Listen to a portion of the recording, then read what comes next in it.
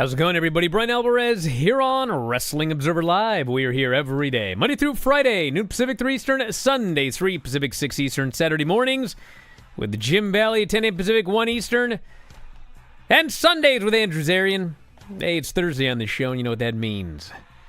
Got a lot to talk about. Revolution yesterday was the go-home show.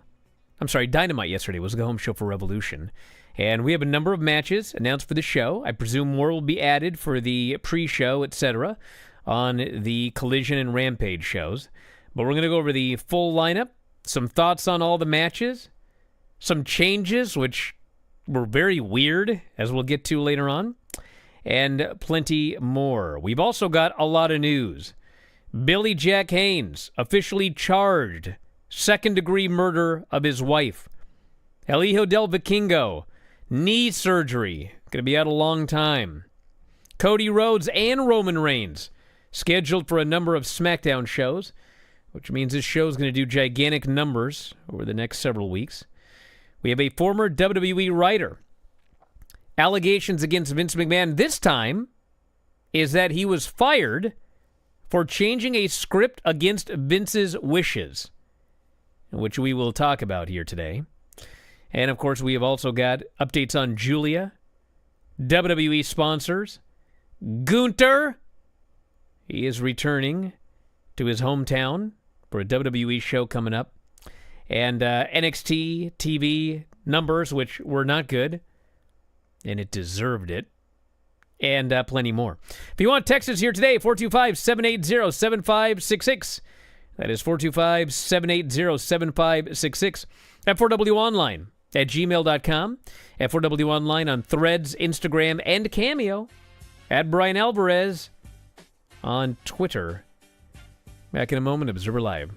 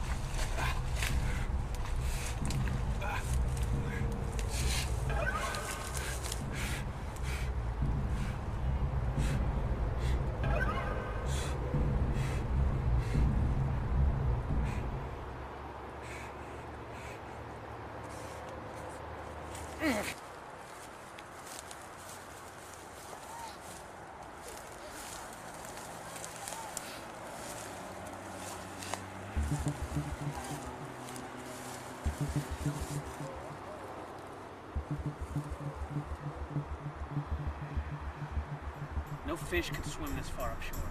Yeah. Shoulders ran like the wind, but he could find no peace.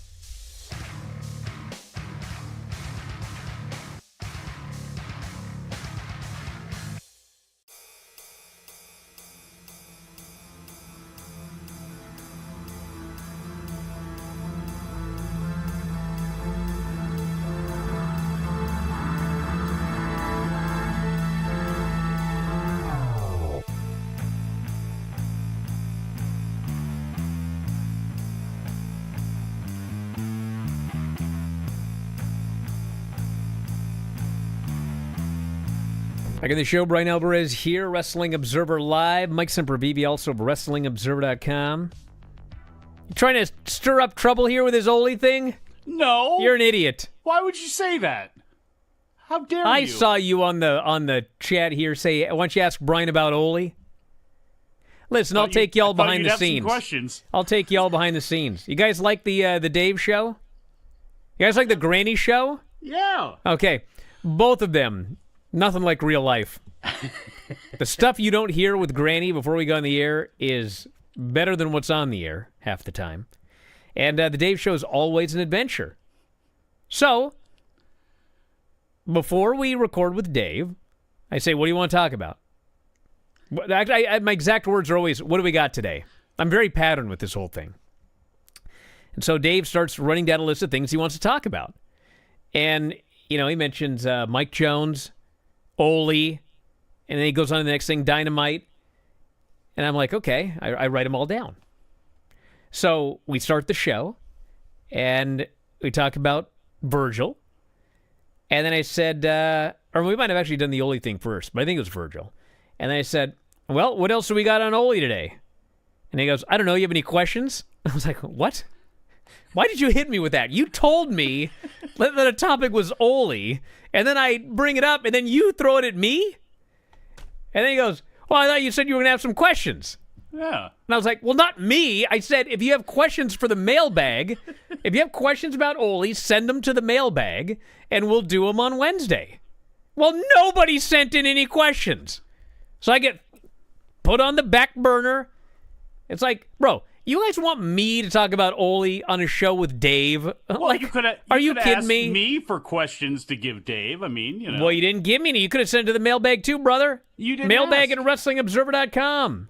I try to look at our relationship as one of coworkers, as one as working together here, not just me sending you questions in some random mailbag. I'm trying to work with you to make the show with Dave better, and I could have done that. You want the timestamp for it here, buddy? It's right at the beginning of the show. It's not hard to find. The first thing he does, throw me right under that bus. Oh, man. And then, of course, he had to do the classic, hey, have you watched such and such? Which was like I don't even know what it was. I was like, no, I have not watched that yet. The DDT match, was it? No, I don't think so. Have you watched but then, that one yet? Some other idiot on the board, one of those guys that now he's so mad he's going to quit. I've heard that before. But he's like, Bryan never watches anything. I'm like, I watch all sorts of stuff. Well, you do every time Dave asks. Well, yeah. So if Dave asks that I watch something and I say no, that means I haven't watched it yet. It doesn't mean I'm never going to watch it. I'll tell you a good example. When I finally watched that Michael Oku match, Will Ospreay? Yeah. I don't know, like 3-4 days ago, long after it aired. But I watched it. I finally watched it. Because I got a lot of stuff I got to do. I don't know if you're aware of that or not. I'm a busy, busy man. So you're saying that you don't have time to watch All Japan when you're asked Let me tell you something. That gall darn match was so awesome. That was the best match of the year. I'll fight y'all. Oh. I love that Bryan Danielson, Zack Sabre Jr. match. And I'm sure there are others that people have brought up as well. I haven't seen the Alexander match on TNA. But that was good. Let me tell you something, brother. This match with Michael Oku and Will Ospreay, I have a full review on Tuesday's Bryan and Vinny show. I could have gone on for hours. Oh, my God. This match was so great. And, like, everything about it. The athleticism, the storytelling, the payoffs of big spots at the end. My only review, I will just say this and I will move on because we got a lot to talk about, is it was one of those matches that I watched about 2 weeks after it took place, maybe a week and a half, 2 weeks or whatever. I knew the finish. Like, not only did I know who won, but I knew the actual finish, okay? But this match was so good that I thought I'd slipped into another timeline. I'm like, there was a spot at the end where I'm like, that's it. It's done. It's like, I don't know who lied to me or why, but Michael Oku is not winning this match with that half crab falling back into the deal. But he did. That's when you know you watched a good match. when they fooled you and you even knew what the finish was because it had taken place weeks prior. It was so great. So go watch it, everybody. It's worth. Yes? Was it better than Maxine in Valhalla? I don't want to get onto that here today. And that's another one, David. We're limited on time. This is another good one. So every time we don't review NXT, we have a buddy who, he's like, "Oh, I see you can't talk about NXT." I go out of my way to try to make sure we got time. And we almost had time yesterday, but then Dave does the old, "I don't want to talk about this, but I guess I will." And then it's like, "Wait, you don't want to talk about it. Don't." But he talked about it. He was grinding his gears. And then we had no time. He had to get it out. It was cathartic. I can understand. Yes. Hey, listen. If I had $1 for every time that someone told me I sucked, I would be like that guy that bought all that land in Hawaii. I would own Oahu, and that's it. That's it. Anyway, we got a lot to talk about here today. Yes, we do. Well, actually, we'll start with the bad news. Billy Jack Haynes transported to jail, being officially charged with the murder of his wife. Now, I don't want to talk too much about this, okay, because, this all has not really come out publicly. But, we talked about it on the Observer Radio show. If you want to hear it, you can listen to that. But the gist of it is, the word in wrestling circles was that he allegedly told the police why he killed his wife, okay? We probably should have talked about it yesterday, but Dave's actually written about it, and he talked about it yesterday. But here's the thing. If you know, and if you don't listen to the show last night, I don't like doing this stuff, but whatever. What he said, okay, what he claimed, allegedly, was the reason that he killed his wife. To me, that doesn't sound like second-degree murder, which would be murder without premeditation, okay? If the reason that he killed her is the reason that he allegedly claimed, that seems like something that would have been premeditated. So I don't know what's going on, but he has been charged with second-degree murder, which means that he killed her, but he did not plan it in advance. And that's also different from manslaughter, which would have been accidental. They're claiming that he did it on purpose, but it was not premeditated. And he is in custody.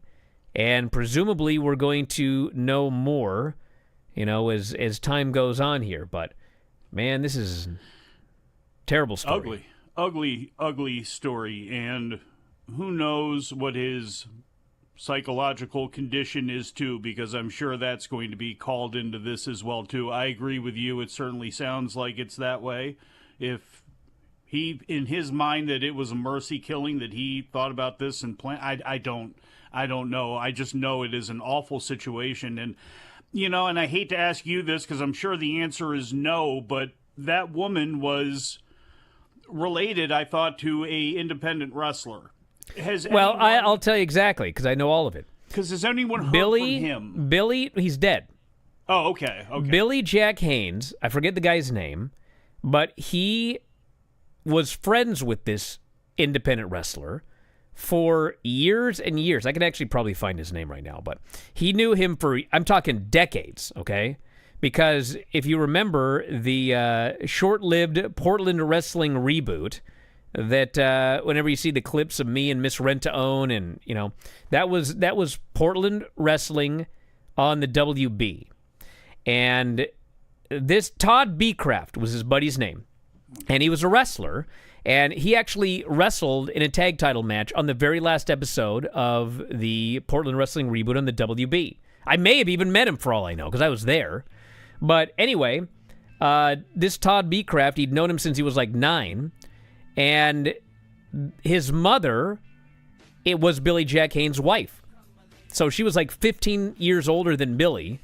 And Todd Beecraft just died last year. So I can go more into this after the break, but that's generally how they're connected. Back in a moment, Observer Live.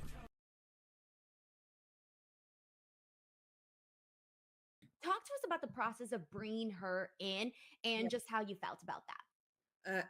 listen, more than anything, I can identify with people coming out of another company and maybe feeling like they never got utilized to their fullest potential. And, that's how she felt. And I didn't know Ash before. And of course, it's a small world, the wrestling world, whether you know people or not, you feel like you know them, you know of them, people, there's always a connection. And so many people were telling me, she wants to work. She wants to do something, generally she could go say to AEW or something like that. And you just never know what's going to happen. At least I think we are known for, at least pretty much, when someone comes into our company, we're going to utilize them. I think that's a known fact, and people can just sit back and watch our product and see that. And also, the Knockouts division is also, hey, we averaged 3 female matches on a pay-per-view. We pretty much use every single girl in that locker room. That's enticing to talent, right? And they want to be used, and and I've heard about her work ethic. She's really expressed, and every other person that worked with her vouched for her work ethic. I respect that. I like those people who are hungry and want it and want to add something to our division. And I think she's going to be a great addition. I think she's already made a splash. And now let's see what she's got in the ring and everything else. And I can't wait to see her new character and what she wants to bring to it. She's excited. So I think the fans are going to be pleasantly surprised, right? I just can never give her enough props because of not only the performer that she is, but the human being that she is. She's never changed from the girl that I met in NXT. I worked with her. I think people forget when she first came into WWE, because I was there on the main roster. And and of course, everyone coming into the company is going to be all timid and nice. She's never changed from that person. If anything, she's only gotten better. It's a testament when you see her interact with the fans and how much they love her and all her loyal fans and the love that she gives back. So I'm talking about outside the ring right now. And to see her in the ring, listen, we already know she's a star, right? And to see her level up in the ring, because obviously we have a great division. We give the girls a lot of time. We feature them a lot, main events. She has killed it. And I think it just opened up this newfound confidence for her as well. And I remember her when she came into the company. I wasn't there, actually. I was doing Amazing Race at the time for her debut. I missed that.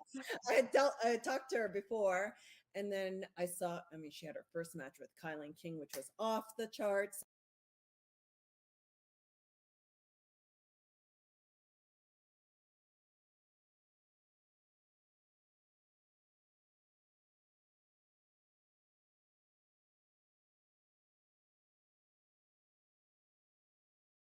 I got the show. Bryan Alvarez here, Wrestling Observer Live. Mike Sempervive, also WrestlingObserver.com. So yes, long story short, Billy Jack Haynes married the mother of his best friend, I believe after his best friend passed away. And I think that Billy was 70, she was 85, somewhere around there. Yeah, I think that's what it was. So that was the story. All right, El Hijo del Vikingo, knee surgery today. He is dealing with a torn meniscus and a ruptured ligament, and he is going to be out of action a long time. So that sucks. Yeah, well, and he's missed a lot of action, and I know what would he be without doing what he does. And it was kind of a freakish thing where he got hurt at Arena Lopez Mateos a couple of weeks ago. That could have happened in any match, but I see a guy that young with knees like this, with hips like this. I mean, it's just, I hope he can last, and I hope when he comes back he can kind of temper his game a little bit, change it up enough just to elongate his career some more. But, this is a rough run of injuries for him at a time where, this should have been part of this time where in the last year or so we've been seeing more and more of Vikingo, and he's doing more in the States, and it just, unfortunately, because of injuries and other things, it hasn't happened. And then we've got a lot of... this is actually a very important story right here, even though it doesn't sound like it. Cody has been announced for the March 1st, March 8th, and March 15th editions of SmackDown. The Rock is also going to be on those same 3 shows. So, very, very likely, they're going to be involved in angles together on all 3 shows. But I bring this up, the important part, which is not really part of this story, is that on the front page of WrestlingObserver.com, it notes, it is not known if Rhodes will be appearing on television at all 3 events. He often wrestles dark matches after SmackDown episodes. You know what that means, right? Mm-hmm. That means when SmackDown is coming to your town, whether he's going to appear in an angle or not, or do anything on television, he is advertised as being there to sell tickets.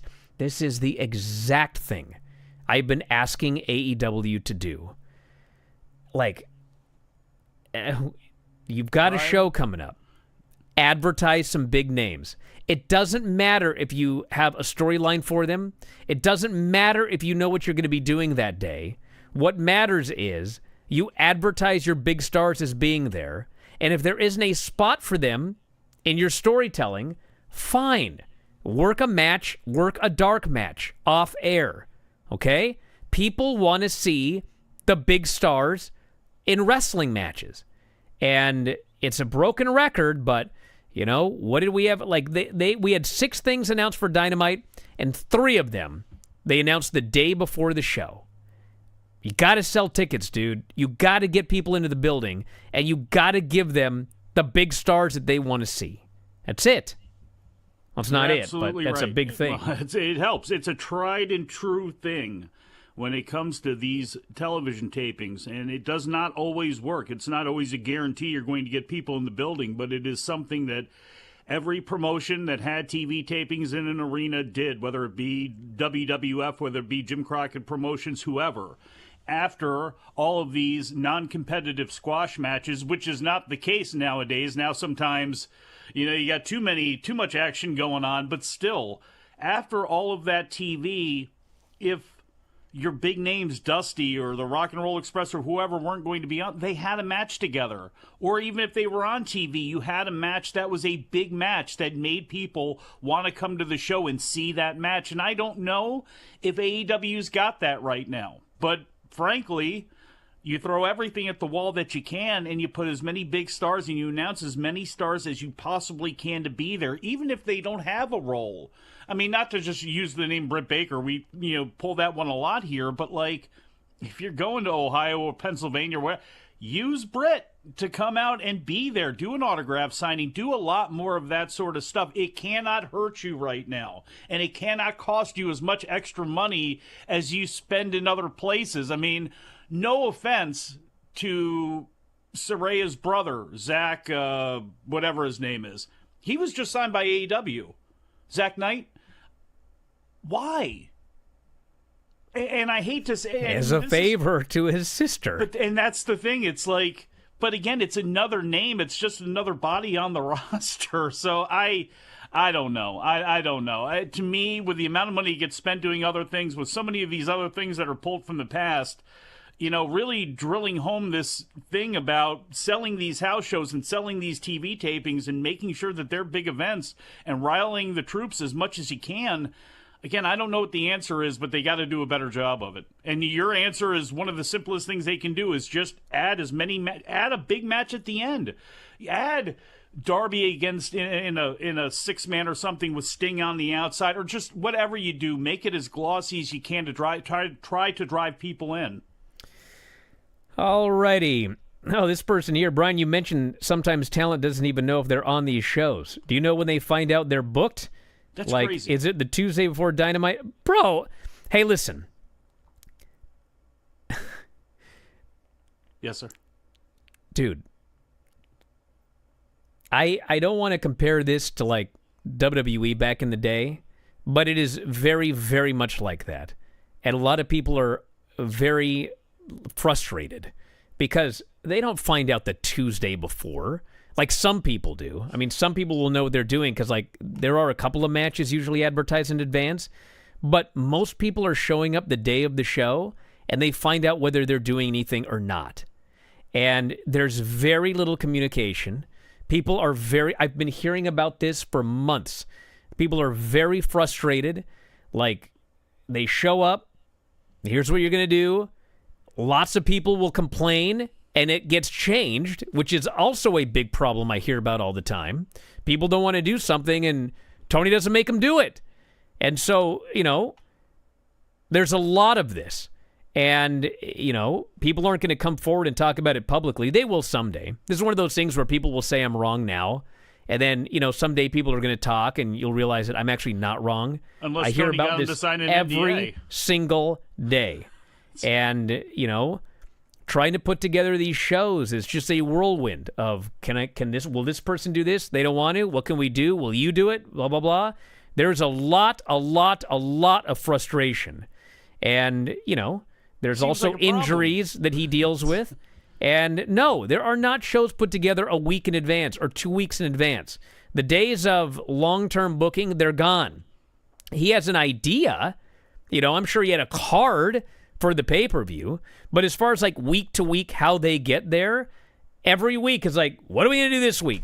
He wants to do things, but people don't want to go along with it. People are hurt, whatever. Somebody give me a historical example where that's worked. Well, I mean, with the exception of maybe somebody's going to argue ECW, throw it all at the wall, and then in post-production we'll scrape it off and we'll see what we get. But, if you think about it, I don't know, Brian, you were a wrestler. As talent, wouldn't you want to know what direction you're going? Of you know course. what I mean? And these don't seem like they're... Again, this is a problem where... that matchmaker booker thing. And I don't want to pour all out, because it's not like he's the only one there with ideas or the only one, but he's the last call. And it's a very frustrating thing to hear this and to see this type of stuff play out on TV where it feels like that's the case. And then to find out that it is the case, that things are that messy. I mean, again, it's one of those things where it comes to AEW that it is... it's the best of WCW sometimes, and it's the worst of WCW sometimes, and people saying no, and then that being okay, and then, we'll just have this... Trying to move pieces like this, especially on a show day, just seems to be insane to me. It just doesn't seem like it's a good way to go about things. Yeti Pot Pie says, is that the reason they never announce matches or talent weeks ahead? Yes, but like I said... It doesn't matter if you know what's going to happen the day of the show 4 weeks out. Book talent for that show, and if they end up in a segment on the show, then they work that segment. If you book a show and they're not scheduled for the actual television show, who cares? They work a dark match. That's it. That's how WWE does it. And they sell tickets, okay? They sell tickets because people buy tickets to see Cody, okay? They're not buying tickets to see... specifically any match that Cody's in, but the company advertises Cody will be on SmackDown the next 3 weeks. Okay? I got 3 weeks. The show's 3 weeks from now. I want to see Cody. I buy a ticket. All right? Well, will he be on the show? I don't know. But you know what? I'm going to see him, and I'm going to see him wrestle. That's it. This is not difficult, okay? And another thing, I just want to throw this out there. If you think that I'm the only guy complaining about this, trust me, I'm not. Okay? I'm not. There are a lot of people in the company who are very smart who have suggested the same thing. Let's advertise some dark matches. So, I don't know. We'll see. Especially when it comes to their case where they don't have a name that can move a needle like Cody can. So they do have to rely on, a group of people and probably a match. Just with a match that people are going to want to see. Something that would be interesting. Something that you could tape later on to show on TV. Or a Superstars on the Superstation if we're pulling from the past again. Or something like that down the line. I mean, you could also utilize that for content for later.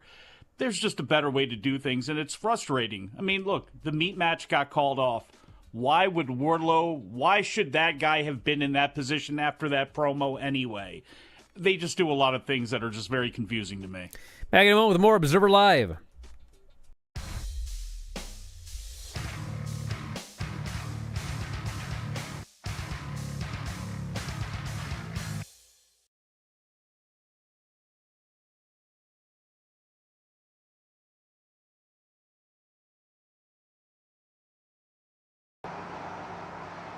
Welcome to the special tour of Figure 4 Weekly Headquarters, as promised. Today I will be accompanied by my assistant Vincenzo, so let's get moving.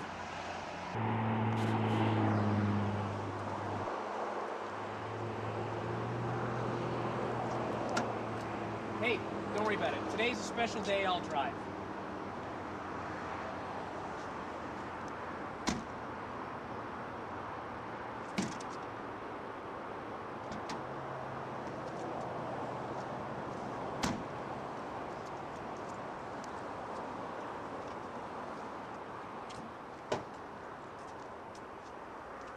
Thanks.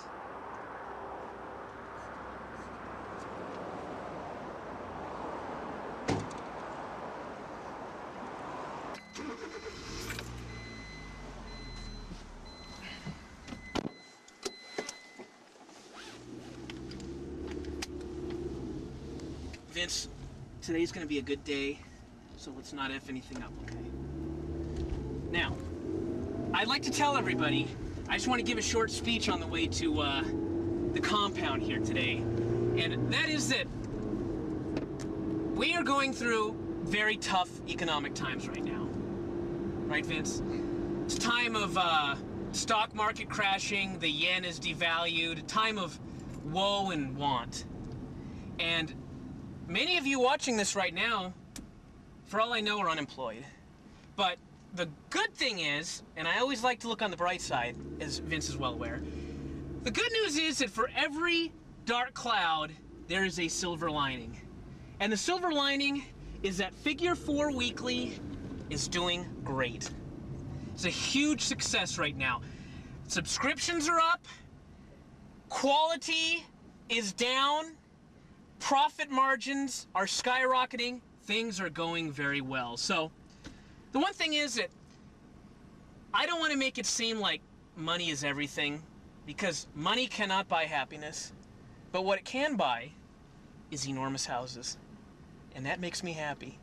So, we will be going to see my enormous house, the Figure 4 Weekly compound, and that's where we're heading right now.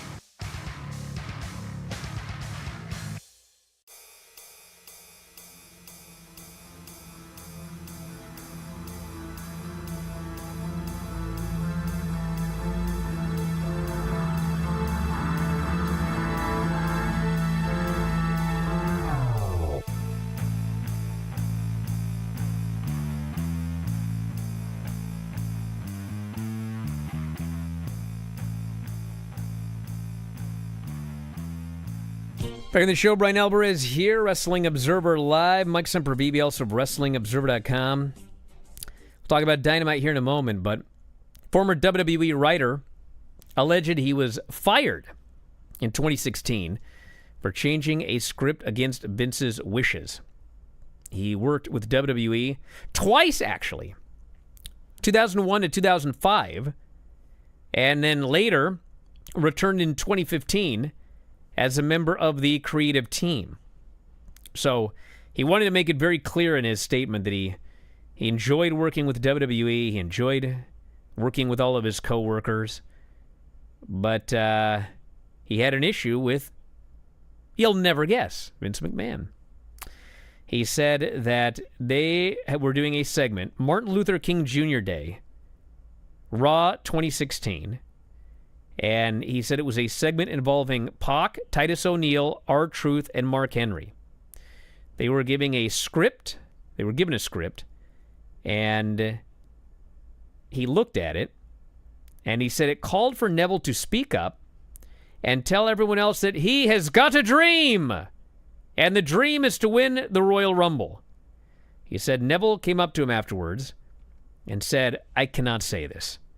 Trying to compare a wrestler who wants to one day win the Royal Rumble to one of the most iconic speeches in American history about civil rights and how important that was. To try and play on that was dumb. It was poor writing. Didn't make Neville look like a face. Said that'd be something a heel might say. But he also said Truth, Henry, and O'Neil also uncomfortable with it.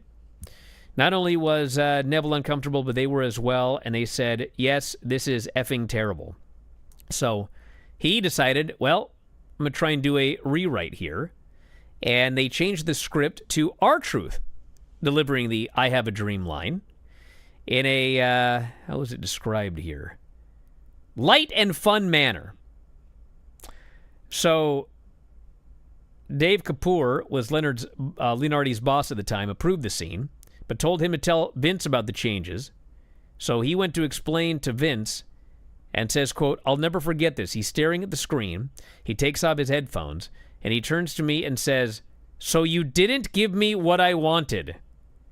I explained to him again what we did, the circumstances, the limitations, took full responsibility, and he just chewed me the F out, pardon my French.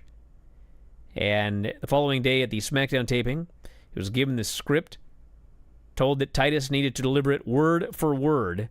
Took them 2 hours to shoot it. And he says, when you have a talent say, I'm not saying this, I'm not comfortable. You have 3 black wrestlers on a racially insensitive thing. They're like, this is terrible, we can't put this out. You have no time to go back and get rewrites or approvals.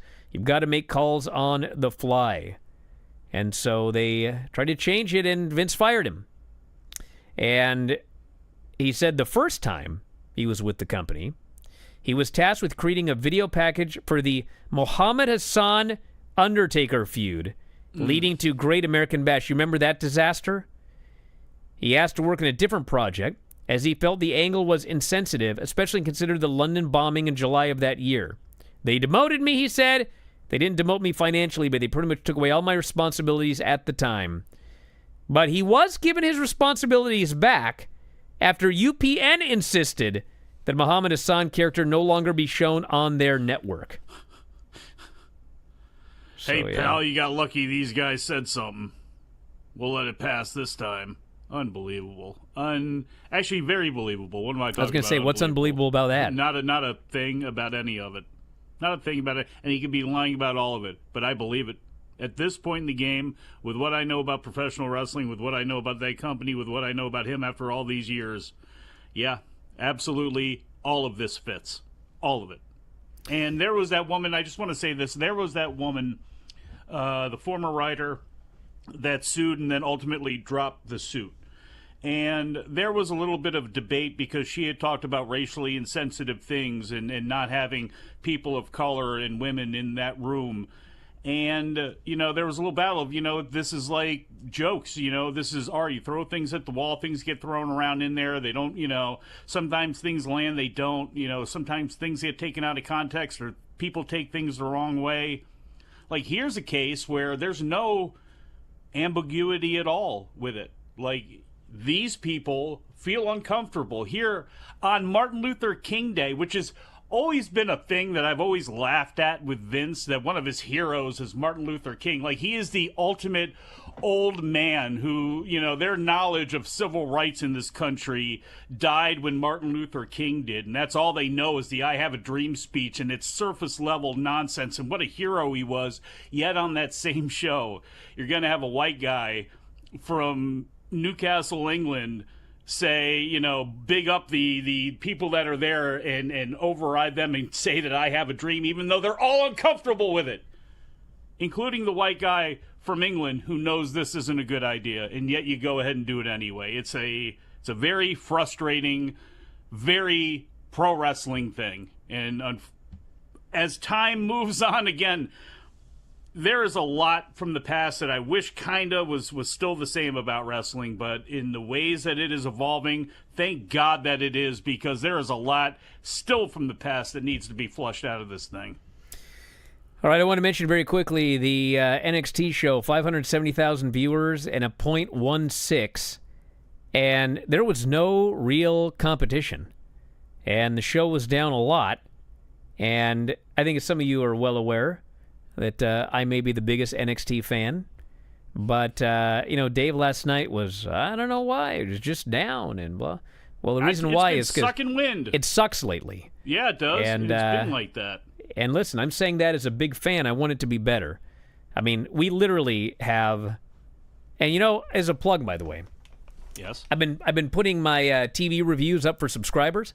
Started with Raw, and then I did NXT, and for like 2 days I heard no feedback. And I'm like, God, I worked my ass off on these. And then today on the board, like a bunch of people came out of the woodwork to say they're really enjoying them.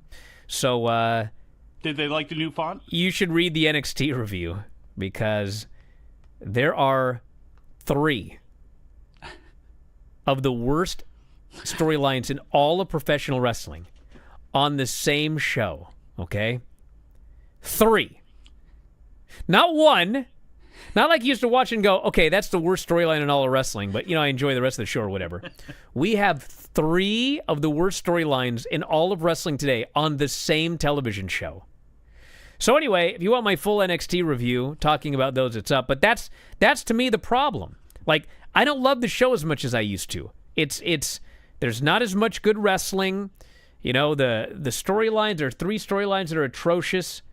And, fix it.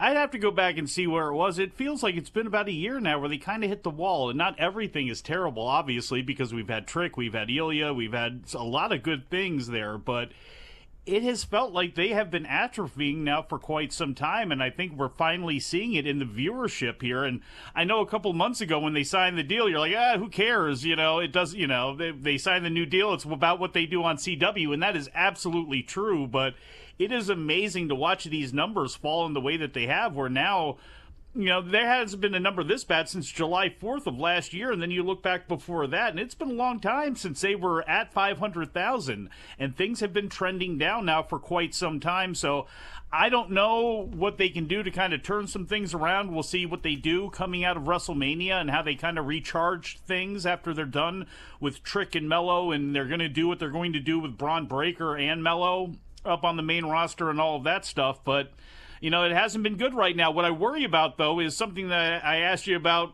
a couple of weeks ago, which is going to CW.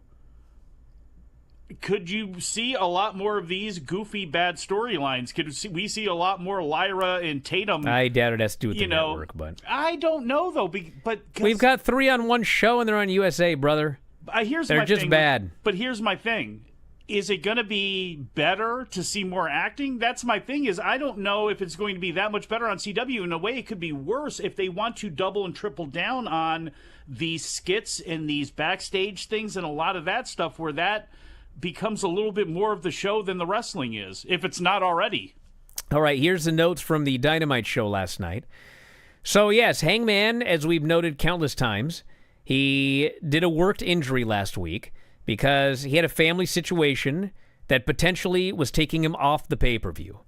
And he ended up getting it resolved a couple of days ago, and he will be working the pay-per-view.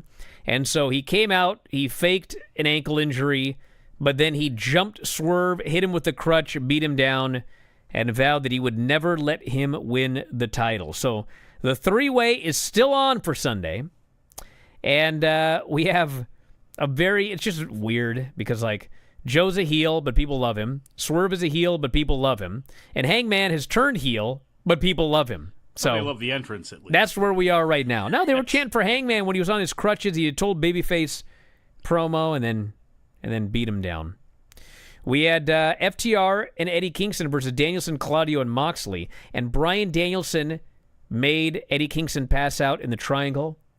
I saw people on the board last night were furious because now they think Danielson's losing Sunday, which, to be fair, when I watched this, I thought the same thing. I love Eddie Kingston, but Bryan Danielson needs to win a title, and he needs to be a champion, and he needs to beat people, and then he needs to put somebody over. Because all he wants to do is put people over, but it means less when you never actually win anything. Like, win something, and then make a star by having them beat you. That's what I believe. Respect, Eddie Kingston didn't need to be put over by Bryan Danielson in this situation. I mean, I'm sure for Eddie that it's going to be a nice thing, but the reality of the situation is, listen to Eddie come out, Eddie's over. Eddie didn't need to be bequeathed by Bryan Danielson. It's already been done. We had the announcement that Meat Madness will not take place. Now, the only people that they announced for Meat Madness last week were Wardlow and Hobbs and who was the third guy? I forget. But anyway, the point is they had announced 3 of them last week, okay? Then they announce on this show, well, too many injuries. We're canceling it for now. We're going to do a scramble. And all 3 guys are in that match. So apparently there were Lance Archer. So apparently there were people they hadn't announced that were going to be in the match who can't be in the match. And so they're not doing the match. Good. Don't do the stupid match. Wardlow came out. You got a new chance with him. I know not everyone loved that promo, but that was as good of a turning of the page as you could get. Make this guy a killer. So what do? You put him in a match with a bunch of other dudes so people can chant meat. It's just, to me, you're doing the wrong thing with this dude. I'm sorry. You just are. We had Nick Wayne losing to Orange Cassidy. Good match. These guys could have a much better match, but it was good. Hopefully they'll get another chance to do it again at some point. We had Chris Jericho and Atlantis Jr., which really wasn't much. Atlantis Jr., I mean, he was here working American style, and if you're expecting like Vikingo or Hechicero or, any of those guys, Mascara Dorada, you didn't get that here. He was all right, and I did like that Jericho puts him in the walls of Jericho. He almost gets to the ropes, but Jericho pulls him back to the middle, and his father threw in the towel for his son. I shed a tear. I love it. I did really like the finish a lot. Hey, and I like it. If nothing else, he's 53-year-old Chris Jericho. He couldn't do what Corazon de Leon did before, but at least he had the vest and the tights as well, too. I miss Los Nuevos Gringos Locos. We'll never be able to get that back again, but I wish there was a way. And then at the end of the show, Sting came down from the rafters. Ric Flair ended up a babyface. Sting beat them all up, stood tall to end the show. Who's going to win? We'll discuss it after the break. Observer Live.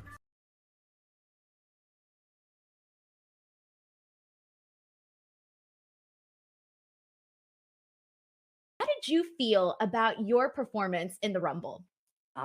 It went really well. Like all the girls they made me look incredible. And thank God for that because like they're there.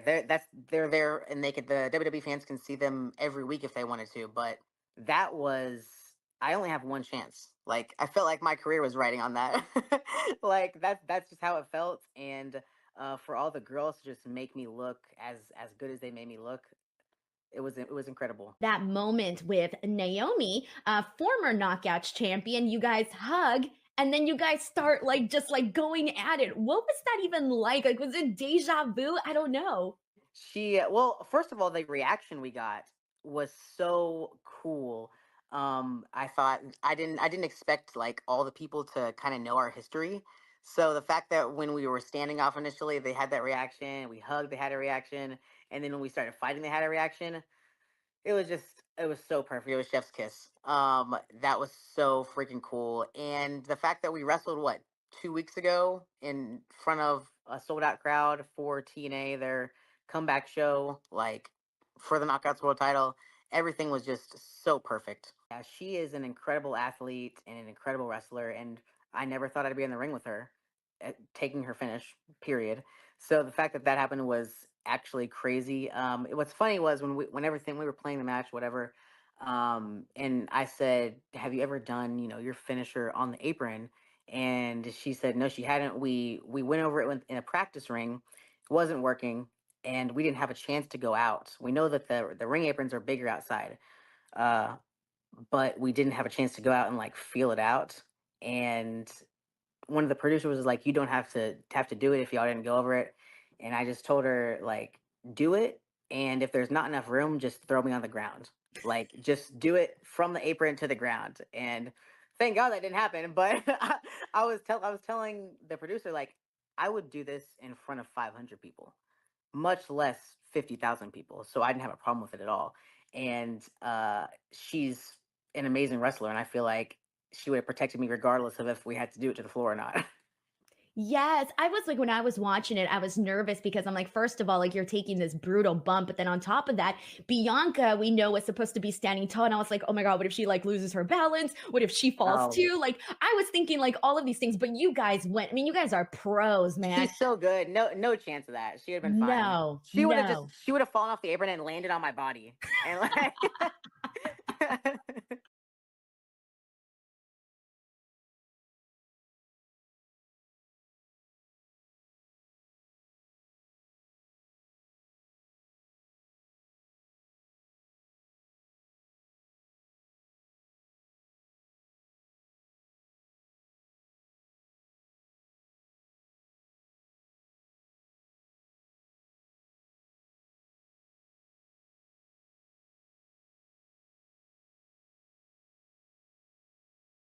Back in the show, Bryan Alvarez here, Wrestling Observer Live.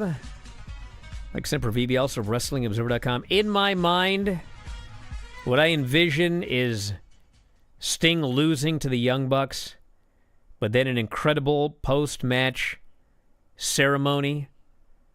Luger out there. Ric Flair, obviously.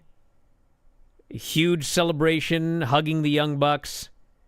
Trying to find a way to send those fans home happy despite him losing.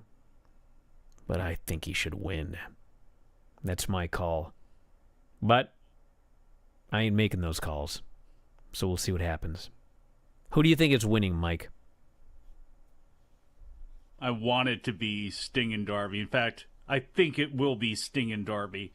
And I think we'll finally get a good use of those ratings when they decide to rate the top 8 teams for who is going to take these belts after Sting and Darby lay them on the mat after that big ceremony and Sting says his final goodbye.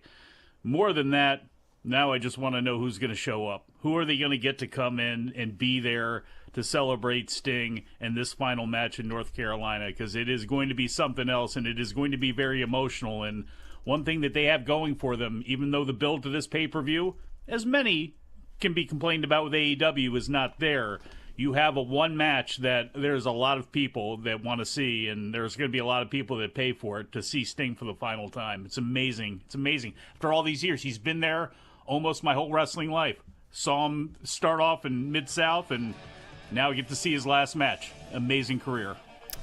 We're out of time, everybody. I'll be back tonight with Vinny. We'll have an hour and a half to talk AEW, and yes, NXT. Vinny and I will review NXT tonight, as well as AEW Dynamite. Got a lot to get into, and that's it, everybody. Thanks for listening. We'll talk to you next time, Wrestling Observer Live.